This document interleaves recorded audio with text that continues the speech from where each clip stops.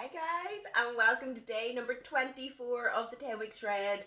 And today what I have for you is 15 exercises. We're hitting all body today, and of course we've got our cardio put in there. So do you just want to see what we're going to do? We're not going to mess about today. So as you can see, I've got my hip thruster sitting out, so that means one thing. We are starting off with hip thrust. I've got a good little bit of legs put in here. So if you don't have a hip thrust machine, that's absolutely fine. You can use your sofa to rest your back on, or you can use a bench, whatever you have in the house. So I'm using a resistance band. You can use a weight. If you're using a dumbbell or a barbell, do make sure that you put some sort of padding underneath your hips, or else you will end up with nice bruises. So you want to rest your back just about under where the scapula is, just near the bottom of the shoulder blades. Chin in. That will always activate your glutes slightly more. It'll make you compress your or contract your core a little more, and it won't go into your back. You're going to get nice right angles with the legs. You're going to push up, squeeze through the glutes, down again, pushing right through the heels and concentrating on using the glutes for the exercises and not using the hamstrings. You will feel it a little bit on the hamstrings, but you don't want to feel it solely on the hamstrings. So yeah, that is our first exercise. Now I'll just slide this out of the way because that is all we need that for today. May as well use it if we've got it. Right, what is next? Right, we're going to go into a reverse lunge. So you need your dumbbells or your barbells, and you're just going to reverse back, and we're just going to alternate, sitting right into that front leg, pushing through the heel, keeping the chest up, core tight, and you're not going to swing. You don't want to be swinging the weights like this, or else you want to make it very easy. It's going to be very easy to fall over as well. So yeah, just keep your core tight, nice right angle with each leg every single time, and working through. Now next up we have squats. So I'm going to use my dumbbells. If you've got a barbell, squats are a little bit easier with a barbell. Not easier as an effort, just I find them easier to set up than holding barbells up with my chest. So chest up. I just find the dumbbells kind of really make me out of breath with them sitting on my chest. So chest up, enough of my moaning. You're going to extend back into the hips, sit right into the feet, and up again, making sure that those glutes are pushed back and just working through. So when you're doing a squat, you don't want to be going over like this. You don't want to be curling the back going down. It's if you're going to sit down, push the bum back, work through. If you're having difficulty with your squats, what I would recommend doing is getting a resistance band around your knees and doing them body weight to start, just to start getting your form correct, because you don't want to be doing those with a weight and your form not right.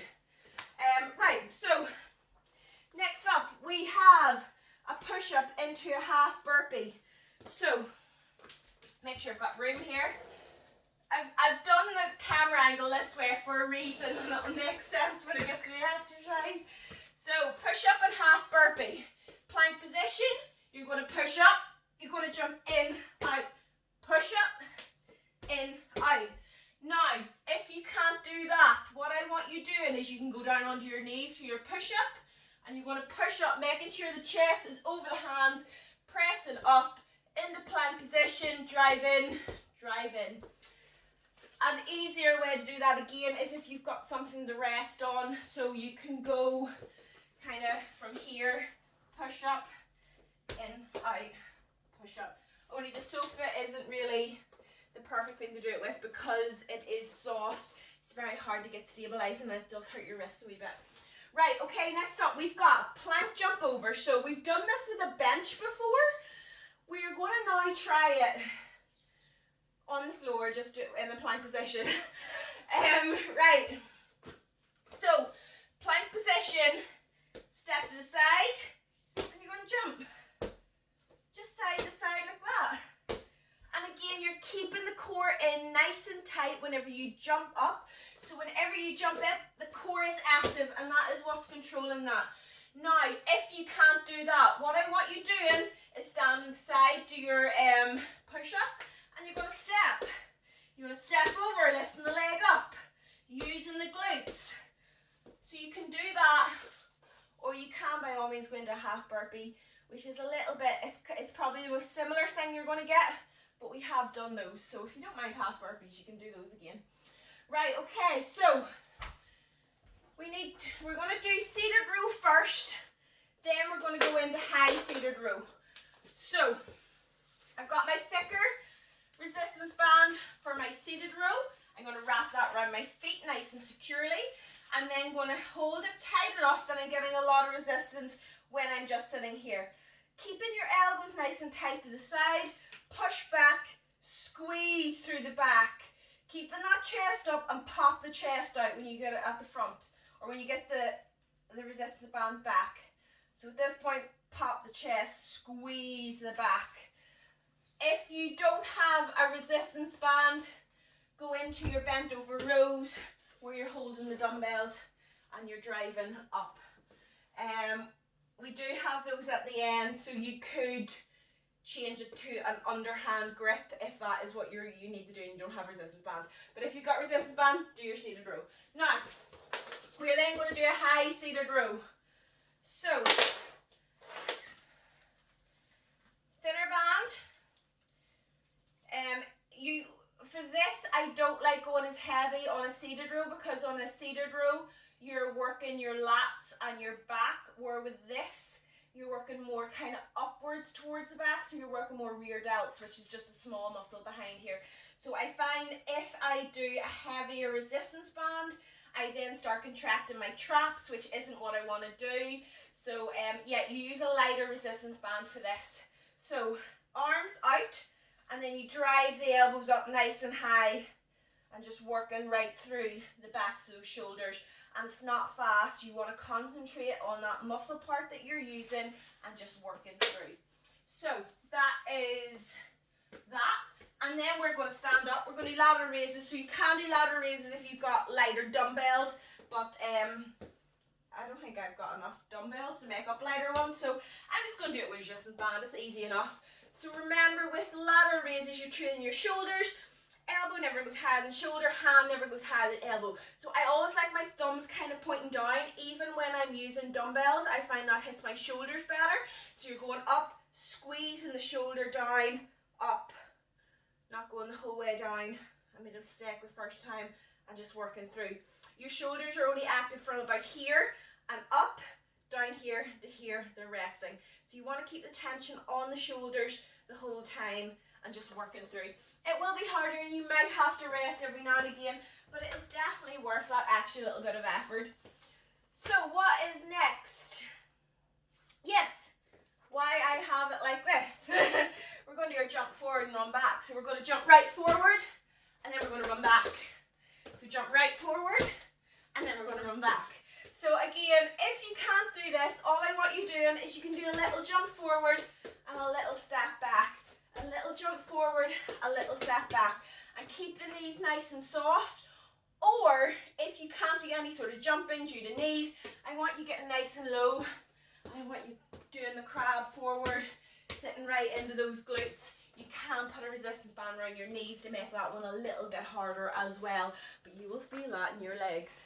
Or, you can just change it for another cardio exercise, but don't be just making an easy one. Make it as hard as that, because they're really, really hard.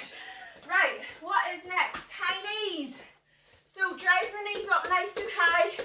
Remember, you want to be going fast to keep the heart rate up, but you don't want to be going too fast to injure yourself with these. And I'm not naming any names, okay? We don't want anybody falling into any bins, okay? Yeah. We know who it was. Yeah, so control that there and try not to go that fast that you go flying. So nice and soft, and just work up and make sure that your form is correct and you're not going to injure yourself. So that's it. Tricep kickbacks are next. So I'm back onto my resistance band. Again, I'm not using a heavy resistance band for this. I find if I go too heavy, I start feeling it going right through my shoulders, which isn't a nice feeling. So, elbows up nice and high, and we're just going to kick back.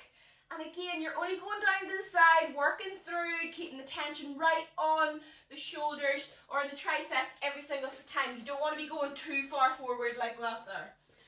Right, after that, we've got our bent know, so if you were doing a bent over row for your seated row, you can do either an underhand or an overhand or neutral, whatever one you didn't do before.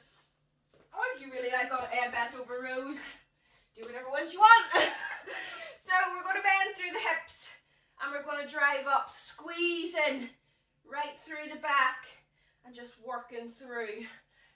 Make sure that the back is nice and straight and you're sitting into that. You're not like this going through, okay? Sit in, push the glutes back and drive through. Your form for your stiff leg deadlift will really see you through exercises like this. So always pay attention. It's all about the hip movement and folding through the hips, not through the lower back. Right, okay, a standing knee crunch is next. So I don't know, I think this might be the lockdown boot camp, maybe we done these. So the heads are going to be beside the hands. The hands are going to be beside the head and you're just going to drive up. Working through, crunching, squeezing through the core every single time. Now, if you can't do that, what I want you doing, elbow or in hands. I'm not getting the anatomy right at all today. Right, we're going to go up and touch the hands, but you want to get the knee up, that you're getting that crunch going through the core every single time. Right, 2 exercises left. In and out and half burpee. So we're back down into our plank position. In, out, half burpee. In, out, half burpee. I find those ones quite mesmerizing because of the tapping every time.